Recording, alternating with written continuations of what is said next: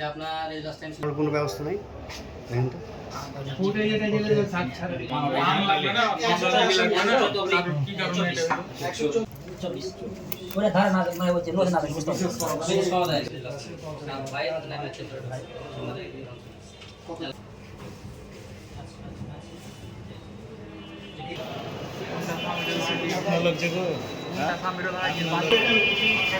যে করে যেন প্রকাশ্যে আগে ই দেওয়া দরকার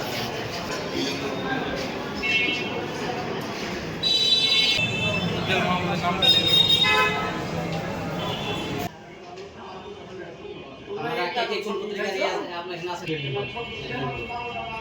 আপনি দেন ওটা দেন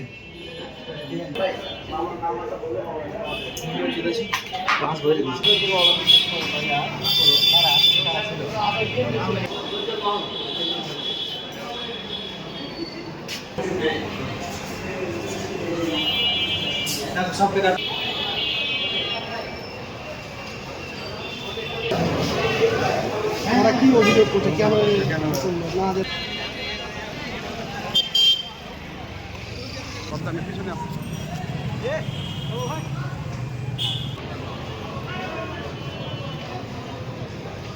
কামে বোঝাবেন আমার ভাই হানিফ আমার চাচা আরাফাত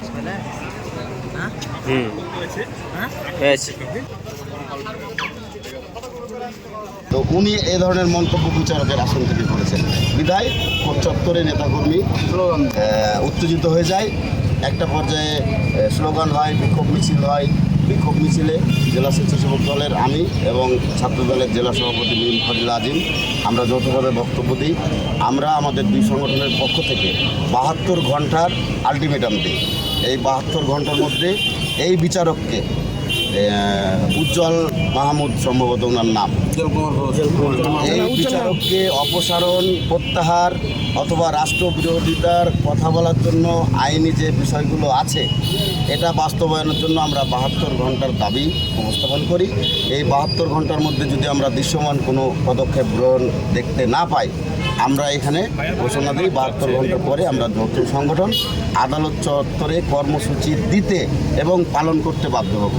মাত্র 30% টাকায় জমির মালিক হয়ে নতুন বাংলাদেশের গড়ে তোলার স্বপ্ন দেখা বাংলা বসতি। আমরা ফ্যাসিস্ট আমলের মামলা যে ফ্যাসিস্ট আমলের মামলা আমরা হাজার হাজার রক্তের বিনিময়ে আমরা ছাত্র জনতার গণঅভ্যুত্থানের মাধ্যমে যে মামলা দিয়েছে যে প্রশাসন মামলা দিয়েছে তাদেরকে বিতাড়িত করতে সক্ষম হয়েছি কিন্তু এখন আমরা উপলব্ধি করছি যে এই যে 17টা বছর যে এই যে স্বৈর শাসকের যে অবস্থান ছিল যেভাবে কাঠামোগতভাবে প্রত্যেকটা রন্ধ্রে রন্ধ্রে তাদের লোক বসিয়ে রেখেছিল আমরা এটা বিশ্বাস করছি আমাদের এই যে জেলা জজ আমাদের যে জেলার যে জজ আমাদের উজ্জ্বল মাহমুদ সাহেব উনিও ওনার এই কাঠামোগত একটা অংশ ওনার এই যে এই অবলম্বিত করার জন্য শাসন ক্ষমতা এই শাসনকালটা যে 17 বছর হয়েছে এই শাসনকাল 17 বছর কিন্তু একভাবে হয় নাই ওনারা কিন্তু এই প্রত্যেকটা স্তরের লোককে প্রেরণ করার মাধ্যমেই কিন্তু 17 বছর ক্ষমতায় ছিল বা এই ফ্যাসিবাদটা কায়েম করতে পেরেছে আমি মনে করছি এই এই এই জজও এটার সঙ্গে ওই ফ্যাসিবাদের সঙ্গে সামিল তিনি এই ফ্যাসিবাদের 17 বছরের কাঠামোগত যে 17 বছর থেকে থাকার জন্য ইনিও উপাদেয় হিসেবে কাজ করেছে এটা জিনিস আপনাদের কাছে বলতে চাই যে একজন প্রজাতন্ত্রের আমলা